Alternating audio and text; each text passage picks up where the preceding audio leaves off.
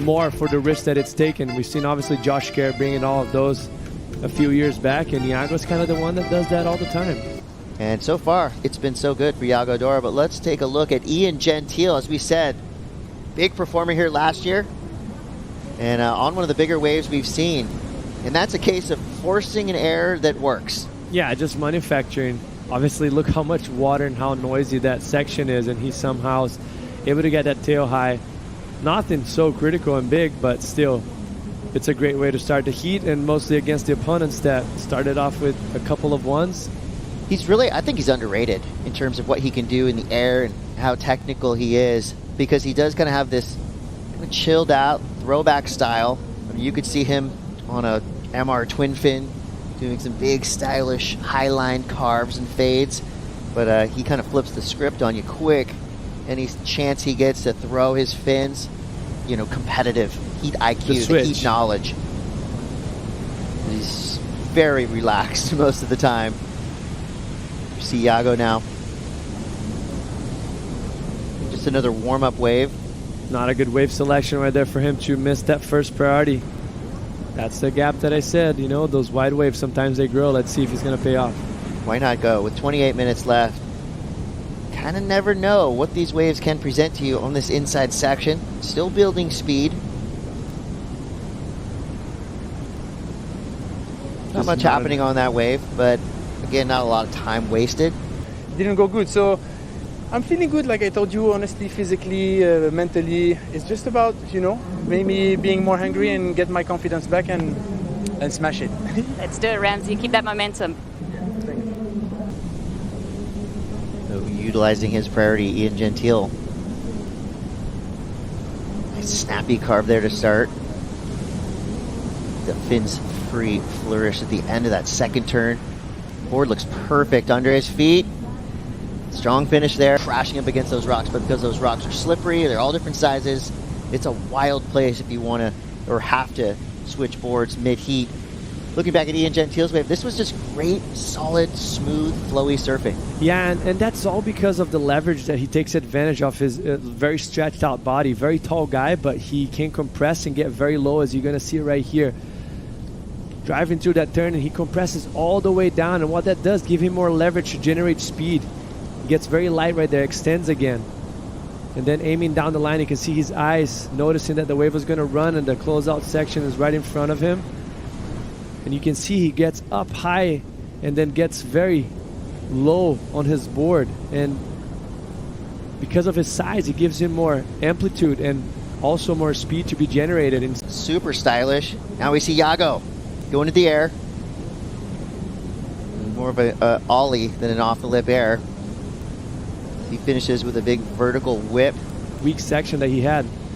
And Yago here just kind of doing as much as he could on that wave. Like you mentioned, the wave lacked a little bit of intensity and criticalness on that first section, but did as much as he could on that lip, and did the air reverse and finish it off strong. That was a make at the end, right? Yeah. Are you giving him full credit for the make? Yeah. Yes.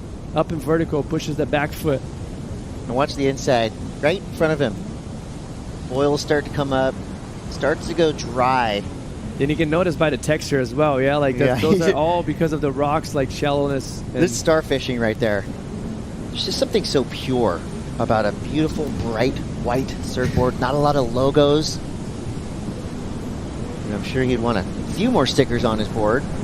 But for us, watching, the wave lacking a little bit of energy, but I'm interested to see what the judges are going to think about this wave here, because that's a very critical turn to finish it off, but he loses foot right there, and then he has to regroup with the backhand to put himself back on top of the board. So interesting what the judges are going to score. A very high risk maneuver, but he's going to lose his back foot right there, and then he's going to kind of sit on the board and have to use the backhand in order to support him to come back up. It's pure. It's really nice to see.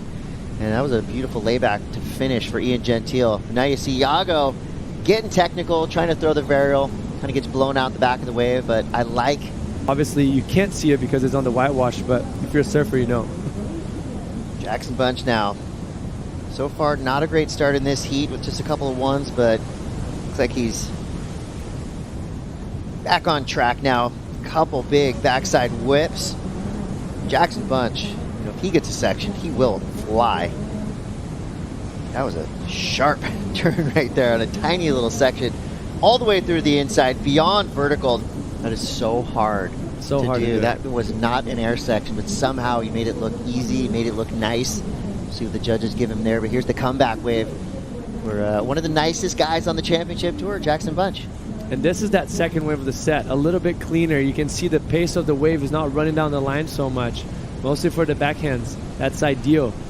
This is what I really like. He takes his time right here, highlines it, and then he goes on a deep bottom turn and finish it off with an exclamation point. Switchblades on those last 3 turns. This is going to be a great score for him. This is the previous turn. Look at that. There's no section that should not be possible, but he made it look good. He made it look clean. And this last one, looking for the rocks right there. It's just, yeah, he had to take an eye on it because he was getting very close, and he's above vertical right there. But he's able to bring that board under, and the chest just on top of the front knee to keep it stable. And then as soon as he's finished it, I got to get out of here. Otherwise, I'm without my fins. Get back into a heat.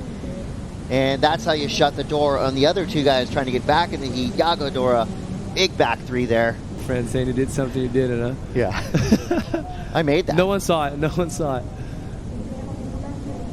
Yeah. That backside air for Yago. Well, he did have a turn before, not so critical. So he knows he kind of has to go big here. Beautiful rotation. Hit it late, but he still was able to get the pop in the rotation. That's just how...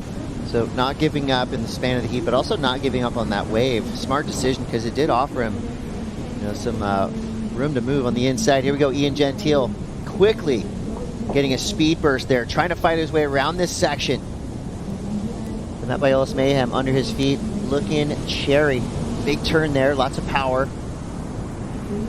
Most of the time on this wave, however, he's been trying to fight to get on the open face, but here we go. The inside section flattens out, but again, doesn't give up on that wave and gets rewarded. So far, I think Ian Gentil has gone the fastest of anyone. Ian and Yago, both coached by Yago's dad, Leandro.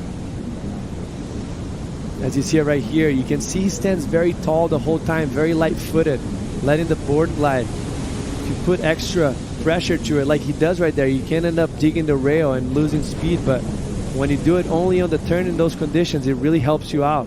And once here again, that wave is tiny. He's going to get the most out of this last little section here.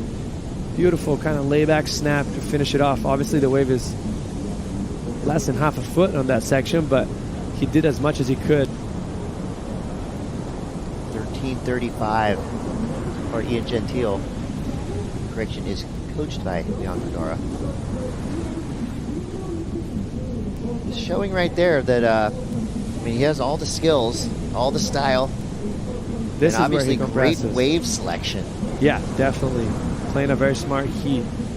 That's where he puts on the power. Like all that leverage that he gets, stomps on that. Here we go, J.Bunch. You know what he's looking for. There it is.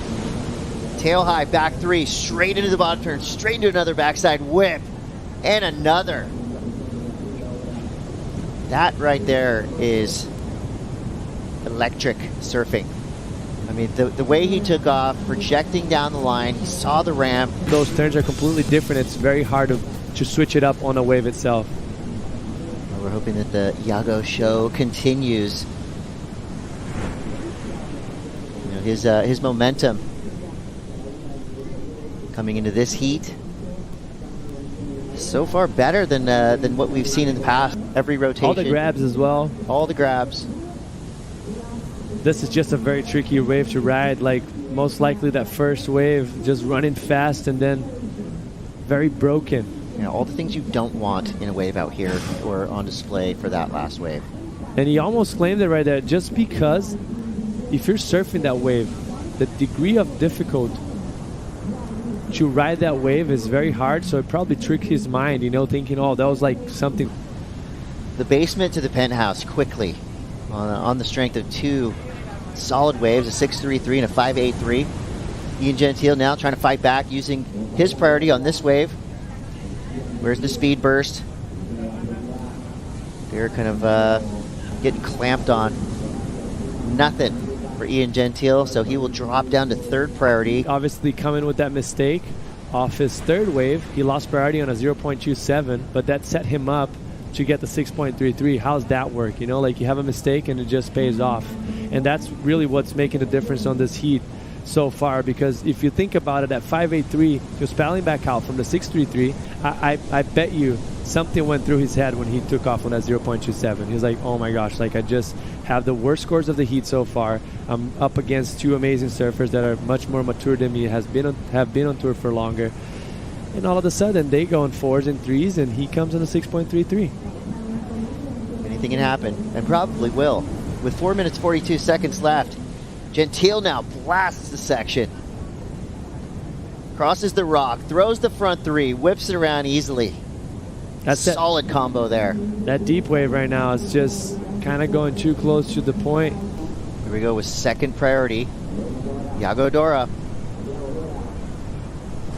I don't think anybody doubts what Yago's capable of on any given wave. Solid section there, blows the tail, looking for a 4.51. Things are looking good for Yago Dora. He's got to hope for something special on this inside section. And he connected the transition very well. See that floater going up and over. This turn setting it up for this third turn right here. That's what I mentioned. Got the spray up high and also did a good exchange from nose to tail. And then finish it off strong once again, bringing the nose all the way back. And that's the opportunity that I felt like Yago was going to have. You know, like Jackson needed a better 5.83, so he wasn't going to go on anything besides something that looked off that substance.